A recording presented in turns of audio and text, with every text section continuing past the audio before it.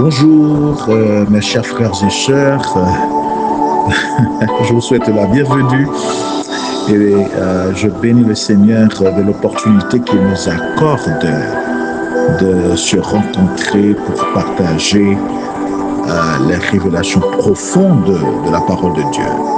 En cette saison, nous parlons d'une thématique, je dirais, fondamentale, importante. Nous parlons de la fermeture de la porte. Mais pour cette semaine, nous nous concentrons sur un aspect qui est le silence stratégique. Prions. Père, nous te bénissons, nous te glorifions pour cette grâce que tu nous accordes d'être dans ta présence pour écouter ta voix, recevoir ta révélation. Je te prie de bénir l'enseignement de ce matin. Fais grâce, Papa, parce que tu vas déverser en nous ce matin qui doit nous transformer et révolutionner notre vie. Au nom de Jésus-Christ, je te prie, Père. Amen. Nous parlons de silence stratégique. On avait essayé de voir hier que le silence a une vertu protectrice. On avait compris que tout ce qui doit grandir avait connu un temps profond de silence.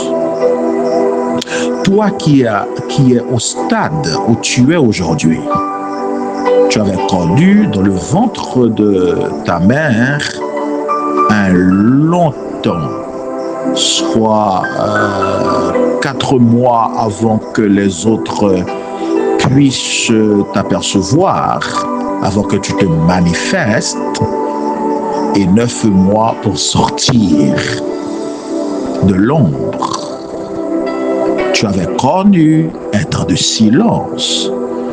Tout arbre gigantesque qu'il soit aujourd'hui avait connu un temps de silence sous la terre.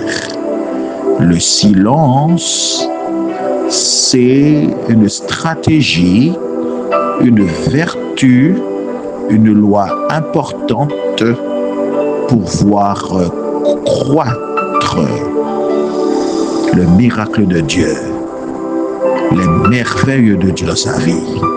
Dieu souhaite que nous cultivions un temps de silence. C'est pour cela que le prophète avait ordonné à la veuve dans sa situation difficile, pour traverser de cette situation pénible à la gloire, le prophète lui avait demandé de fermer la porte derrière elle. On a besoin du temps de silence pour protéger ce qu'on reçoit de Dieu comme idée, comme innovation, invention, une pensée. Tu as besoin du temps de silence pour préserver, cacher ce que tu as reçu de Dieu. Amen. Ce matin, on va voir le silence et l'optimisation cognitive et créative. Dites avec moi, silence. Nous sommes en train de parler en cette semaine d'un principe fondamental et puissant que l'on doit s'apprendre. Fermer sa bouche pour un temps. Amen. Dans Proverbe chapitre 10, verset 19, le sage Salomon dit: celui qui met un frein à ses lèvres, c'est un homme intelligent. Il y a un grand rapport que le sage est en train d'établir entre l'intelligence et le silence. Je reprends. L'intelligence et le silence. Celui qui est intelligent apprend le silence. Amen. Amen. Là, on comprend s'il y a un grand rapport entre l'intelligence et le silence, ce qui voudrait dire le silence n'est pas un simple vide. C'est une intelligence. C'est une optimisation cognitive et créative. Si le sage dit qu'il y a un rapport entre intelligence et silence, c'est que le silence participe à optimiser notre pensée, à optimiser notre sens à la créativité. Du coup, le silence favorise la sagesse, la réflexion profonde. Tous ceux qui inventent, tous ceux qui sont inspirés comprennent l'importance d'un temps de silence. Pourquoi? Le silence permet de calmer l'esprit pour recevoir de Dieu. Calme l'esprit, le silence, pour recevoir le sens de la créativité et de l'innovation. Le silence est important pour écouter la voix de Dieu. Amen. Amen. Le silence, c'est pas une simple absence de bruit. C'est une forme supérieure d'optimisation qui favorise la clarté mentale, le discernement, la créativité et l'innovation. C'est à juste titre, et je reprends le sage qui a dit dans Proverbe chapitre 10, verset 19, « Celui qui met un frein à ses lèvres, c'est un homme intelligent. » Vous savez, selon les dernières données de la psychologie cognitive, on a révélé que quand la Bible dit que le silence, c'est un signe qui démontre ton intelligence, le silence participe à développer ton intelligence parce que c'est dans le silence qu'on réfléchit. Amen. Je dis, c'est dans le silence qu'on réfléchit. C'est dans le silence qu'on pense bien. Donc, les données de la psychologie cognitive révèlent que le silence permet au système nerveux de se réguler. Le silence aussi permet au cerveau de restaurer ses fonctions de concentration. Dites avec moi, le silence. Donc, ces données de la psychologie cognitive rejoignent cette vérité profonde trouvée dans Proverbe 17, verset 27, qui dit « Celui qui retient sa langue connaît la science. » Amen. Amen. L'une des preuves de quelqu'un qui est intelligent, c'est quelqu'un qui contrôle sa langue, qui comprend l'importance de se donner un temps de silence. Et le sage continue à dire, celui qui a l'esprit calme, on trouve l'esprit calme quand on apprend à se donner un temps de silence dans le calme. Il dit, celui qui a l'esprit calme est un homme intelligent. Frères et sœurs, ce verset souligne que le calme intérieur est le socle de l'intelligence opérationnelle. Le silence participe à l'optimisation de sa pensée et de son sens de créativité. Quand le prophète avait invité la veuve à entrer, fermer sa porte, non seulement elle devait éviter les distractions, non seulement elle devait protéger l'idée reçue de Dieu, le flot qui se déversait, alléluia, alléluia, elle devait protéger ça, mais aussi ce temps seul, dans le calme, loin des autres, c'était aussi un temps de fructification, un temps de germination d'idées, de pensées. Amen. Le silence est favorable à la pensée. Le silence est favorable à la créativité. Toute plante qui est gigantesque aujourd'hui avec comme un temps de silence. Dites avec moi le silence. Dans Exode 14, verset 14 que vous connaissez, Moïse avait dit au peuple dans sa situation de crise, dans ce moment tumultueux, écoute bien, Moïse avait invité le peuple au silence. Je ne sais pas, frère, quelle situation de crise que tu connais maintenant. En face de quelle mer tu te trouves maintenant où je te parle. Tu ne sais, comme on aime dire, à qui crier, à qui aller, si je dois monter ou descendre. Moïse a donné un secret. Qu'est-ce que tu vis en cet instant? Qu'est-ce qui te fait pleurer en cet instant? Qu'est-ce qui te ronge pendant que tu m'écoutes?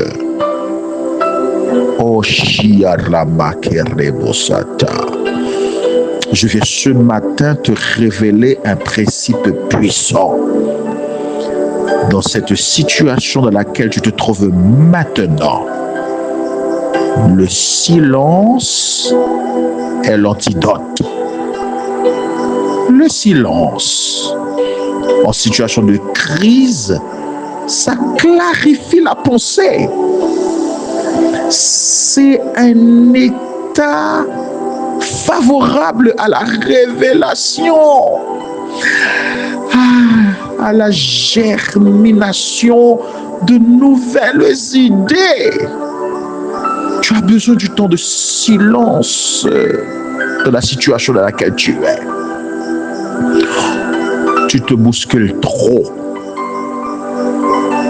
Comme avait dit Moïse. L'Éternel combattra pour vous et vous gardez le silence. Dans la situation de crise, le silence évite la dispersion cognitive liée à la panique. Qu'est-ce qui te panique maintenant et qui te met dans une situation de dispersion, de diffusion? Je t'invite ce matin au calme. Calme. Tu as besoin du calme qui te permettrait une meilleure analyse de ta situation.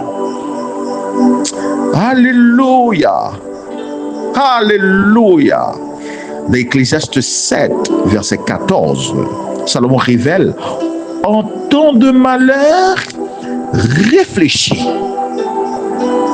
Réfléchis, calme-toi, fais du silence. Quand tu es en face de cette crise qui te ronge, le silence, la réflexion, parce qu'on réfléchit dans le calme, c'est une forme de prière. Oh mon Dieu, que quelqu'un comprenne ce que je suis en train de dire. Je te parle maintenant dans ta situation. silence. Amen. Paul dit dans Éphésiens chapitre 3, il dit à celui qui peut faire au-delà de ce que nous pensons. Alléluia. Ce qui voudrait dire, quand nous pensons, quand on est dans le calme, quand on est dans le silence, comme a révélé la parole de Dieu et aussi la donnée de la science, notre cerveau se renouvelle. Amen. Les activités cognitives se mettent en branle. Quand les activités cognitives se mettent en branle, c'est à ce moment le miracle se prépare à être déversé. Je vais te dire ce matin, silence. Ouh. Ouh. La Bible dit, dans Exode chapitre 3, Dieu observait Moïse qui a remarqué une situation de crise. C'était une vision troublante, c'était une forme de crise. Moïse a remarqué de façon inouïe une buisson en feu. Il pensait, il réfléchissait, il ne s'abattait pas, il ne se tourmentait pas, il ne se reniait pas. La Bible dit, il était porté par la curiosité. Il réfléchissait à la chose bizarre. Et la Bible dit, l'Éternel s'approchait de lui parce qu'il a remarqué sa curiosité. Amen. Alléluia. Le sens de sa curiosité est aiguisé dans le moment de calme. On comprend, on a une révélation profonde. Moïse avait eu une révélation profonde au travers du buisson pour voir Dieu dans son calme. Et comme a dit Salomon, en temps de malheur, calme-toi, réfléchis. Réfléchis. Il n'a pas dit en temps de malheur, crie alléluia, crie, prie, prie, prie. Mais en temps de malheur, comme avait dit Moïse, dans cette situation de crise où la mer était la compagne dangereuse. Et Moïse a dit, calmez-vous. Gardez le silence. Dieu agit dans les situations de trouble, dans le silence. Je vais te dire de la part de Dieu ce matin, l'antidote dans ta situation dans laquelle tu te trouves là maintenant. En temps de malheur, réfléchis. Donne-toi un petit temps, réfléchis mon frère. Le silence est présenté ici comme une sorte d'incubateur de créativité. Frères, sœurs, tu sais, l'innovation, la révélation vient souvent dans un état de silence. Alléluia. Alléluia. Dans Samuel 3, verset 10, le jeune Samuel avait compris la leçon que lui avait donnée son mentor, son père Élie, qui lui avait dit, parce que Samuel était tourmenté. Amen. Samuel ne comprenait pas. Et son père lui avait dit, écoute jeune, calme-toi et dis, parle Seigneur, ton serviteur écoute. Écoute, je te parle maintenant.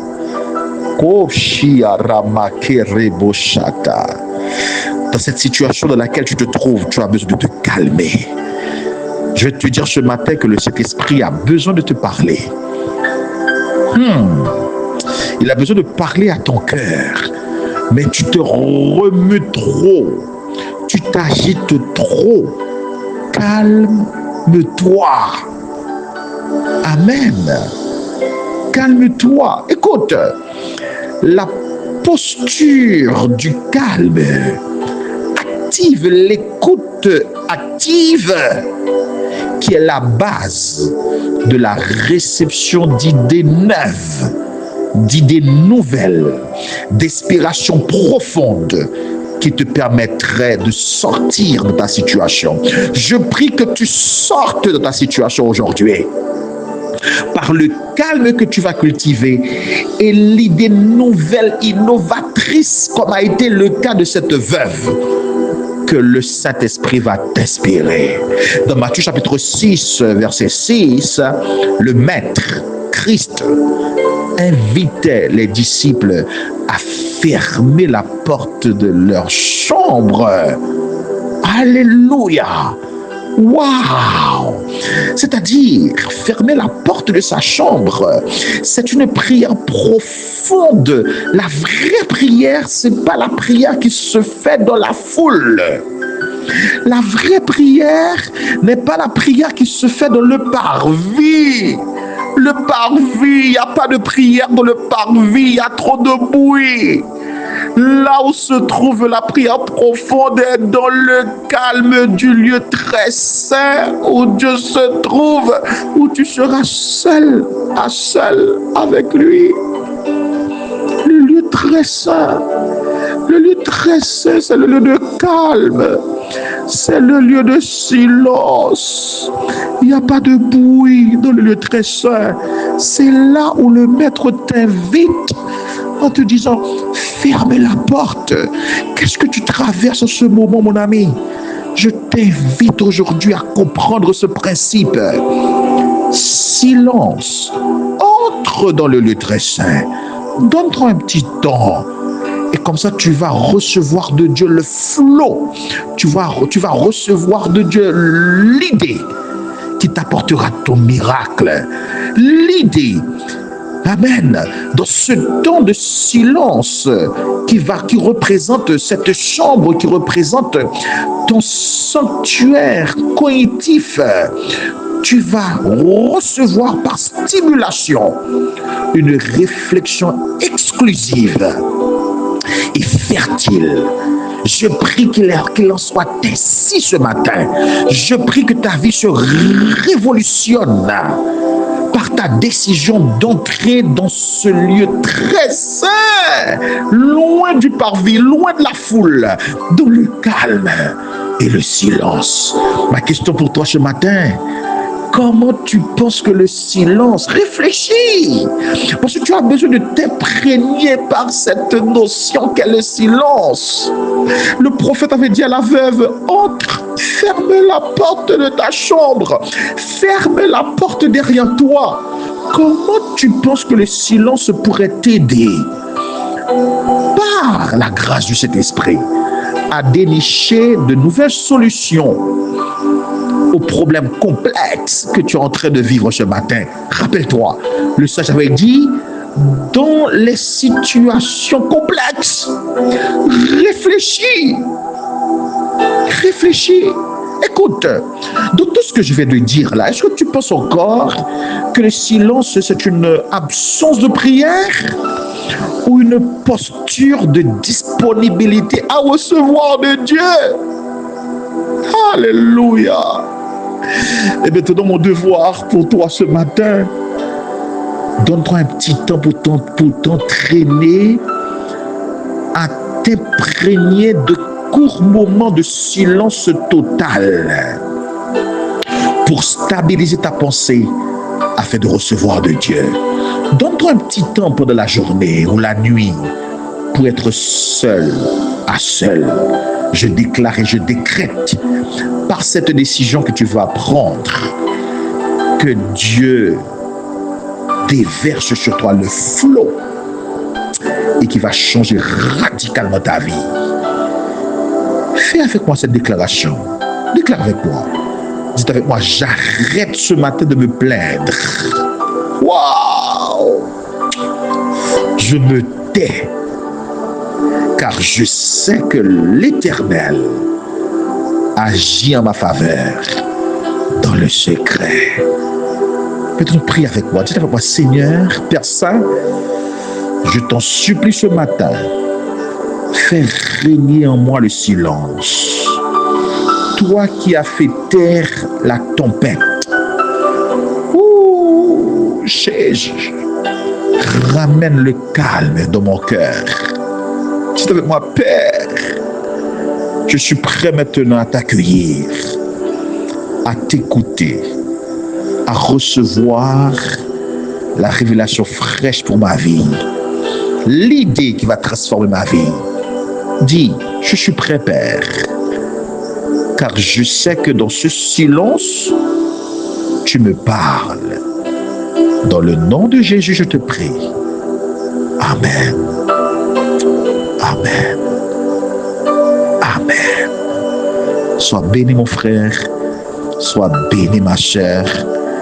Et vis ta vie de restauration par le calme que tu vas instaurer dans ta vie.